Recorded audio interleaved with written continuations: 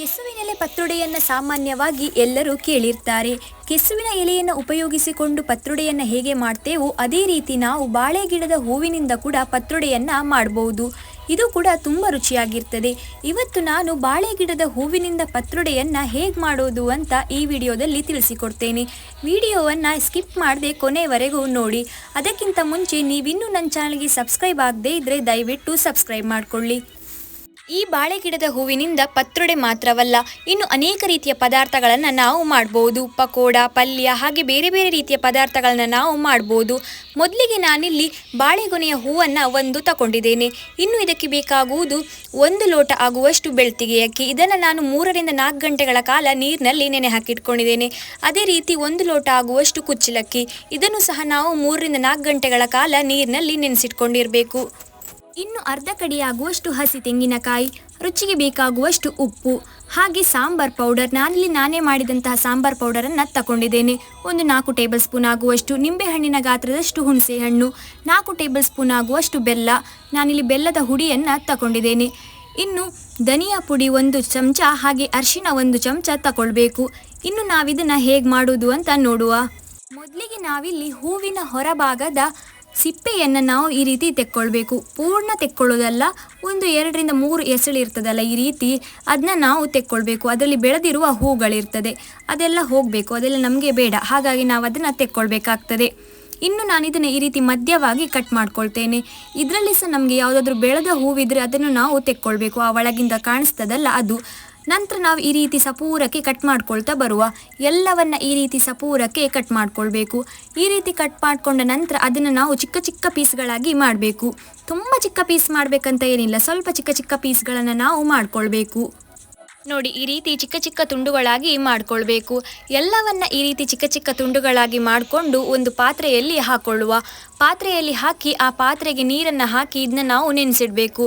ಯಾಕಂತ ಹೇಳಿದರೆ ಇದರಲ್ಲಿ ಇರುವ ಮೇಣದ ಅಂಶ ಅಂದರೆ ಅಂಟಿನ ಅಂಶಗಳೆಲ್ಲ ಇರ್ತಾವಲ್ಲ, ಅದೆಲ್ಲ ಕಂಪ್ಲೀಟಾಗಿ ಹೋಗ್ತದೆ. ಹಾಗಾಗಿ ನಾವು ನೀರಿನಲ್ಲಿ ನೆನೆಸಿಟ್ಕೊಳ್ಬೇಕು.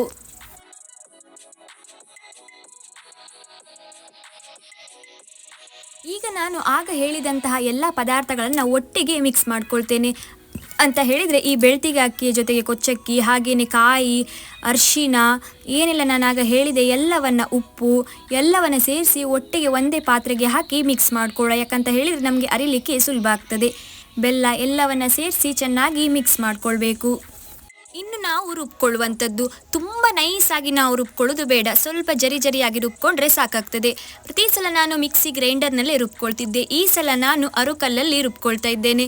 ಅರಿವ ಕಲ್ಲಲ್ಲಿ ರುಬ್ಕೊಂಡ್ರೆ ಸಹ ಮನಸ್ಸಿಗೆ ಒಂಥರ ಖುಷಿ ಆಗ್ತದೆ. ಹಿಂದಿನ ಕಾಲದಲ್ಲಿ ಎಲ್ಲ ಅರಿಯೋ ಕಲ್ಲಲ್ಲಿಯೇ ರುಬ್ತಾ ಇದ್ರು, ಈಗಿನ ಕಾಲದಲ್ಲಿ ಎಲ್ಲ ಕಮ್ಮಿ. ಕೆಲವರ ಮನೆಯಲ್ಲಿ ಈಗಲೂ ಸಹ ರುಬ್ತಾರೆ.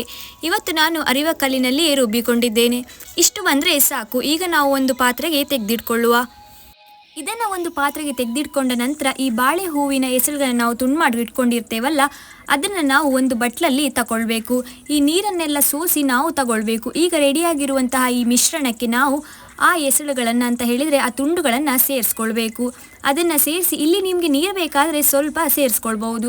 ನಾನಿಲ್ಲಿ ನೀರನ್ನ ಸೇರಿಸ್ತಾ ಇಲ್ಲ. ಯಾಕಂತ ಹೇಳಿದರೆ ನಾವಿಲ್ಲಿ ಎಣ್ಣೆಯನ್ನು ಸೇರಿಸ್ತೇವೆ. ಒಂದು 4 ರಿಂದ 5 ಟೇಬಲ್ ಸ್ಪೂನ್ ಆಗುವಷ್ಟು ತೆಂಗಿನೆಣ್ಣೆಯನ್ನು ಸೇರಿಸಬೇಕು. ಆಗ ಸರಿಯಾಗ್ತದೆ ಅದರ ಅಂಶ. ಹಾಗಾಗಿ ನಾನು ನೀರನ್ನು ಇಲ್ಲಿ ಸೇರಿಸ್ತಾ ಇಲ್ಲ. ಇನ್ನು ನಾನು ಇದಕ್ಕೆ ಬಾಳೆ ಎಲೆಯನ್ನು ತಗೊಂಡಿದ್ದೇನೆ. ಬಾಳೆ ಎಲೆಯನ್ನು ನಾನು ಈ ರೀತಿ ತುಂಡು ಮಾಡಿ ಇಟ್ಕೊಂಡಿದ್ದೇನೆ. ಇದನ್ನು ನಾವೀಗ ಸ್ಟವ್ ಮೇಲೆ ಬಾಡಿಸ್ಕೊಳ್ಬೇಕಾಗ್ತದೆ. ಈ ರೀತಿ ಬಾಡಿಸ್ಕೊಳ್ಳೋದ್ರಿಂದ ಬಾಳೆ ಎಲೆ ಹರಿದೋಗೋದಿಲ್ಲ. ಹಾಗಾಗಿ ನಾವು ಈ ರೀತಿ ಬಾಡಿಸ್ಕೊಳ್ಬೇಕು. ಇನ್ನು ಇದನ್ನು ಇಡಲಿಕ್ಕೆ ನಮಗೆ ಹೆಚ್ಚು ನೀರು ಬೇಡ, ಸ್ವಲ್ಪ ನೀರು ಸಾಕಾಗ್ತದೆ. ಇಟ್ಟ ನಂತರ ಮೊದಲಿಗೆ ನಾವಿಲ್ಲಿ ಈ ರೀತಿ ಬಾಳೆ ಎಲೆಯನ್ನು ಹಾಕ್ಕೊಳ್ಬೇಕು. ಬಾಳೆ ಎಲೆಗೆ ಎಣ್ಣೆ ಹಾಕೋದನ್ನು ಮರಿಬೇಡಿ. ಇನ್ನು ನಾವು ಈ ರೀತಿ ಬಾಳೆ ಎಲೆಯ ತುಂಡುಗಳನ್ನು ತಗೊಂಡು ಅದಕ್ಕೆ ಎಣ್ಣೆಯನ್ನು ಹಾಕೊಳ್ಳುವಂಥದ್ದು.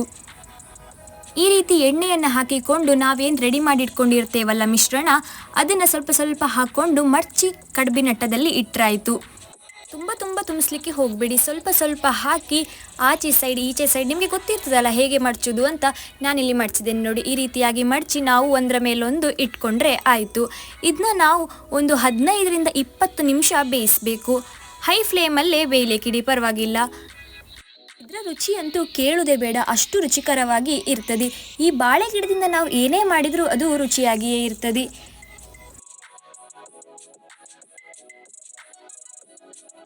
ಅನ್ನವನ್ನು ಬೇಯಲಿಕ್ಕೆ ಇಟ್ಟ ನಂತರ ಮುಚ್ಚಳವನ್ನು ಮುಚ್ಚಿ 15ರಿಂದ 20 ನಿಮಿಷಗಳ ಕಾಲ ಬೇಯಲಿಕ್ಕೆ ಬಿಡಿ. 20 ನಿಮಿಷಗಳ ನಂತರ ಹೇಗಾಗಿದೆ ಅಂತ ನಾವು ನೋಡುವ. ಆಹಾ, ಮುಚ್ಚಳ ತೆಗೆಯುವಾಗಲೇ ಘಮ ಘಮ ಅಂತ ಪರಿಮಳ ಬರ್ತದೆ. ನೋಡಿ, ನಾನಿಲ್ಲಿ ತೆಗೆದಿಟ್ಕೊಂಡಿದ್ದೇನೆ. ನೋಡಿ, ಇದರ ಸಿಪ್ಪೆಯನ್ನು ನಾನೀಗ ಅಂದರೆ ಈ ಎಲೆಯನ್ನು ನಾನು ಈ ಥರ ಬಿಡಿಸ್ತೇನೆ. ನೋಡಿ ಎಷ್ಟು ಚೆನ್ನಾಗಿ ಬಂದಿದೆ ಅಂತ ನೀವಿಲ್ಲಿ ನೋಡ್ಬೋದು. ತಿನ್ನಲಿಕ್ಕೂ ಕೂಡ ಅಷ್ಟೇ ರುಚಿಕರವಾಗಿರ್ತದೆ.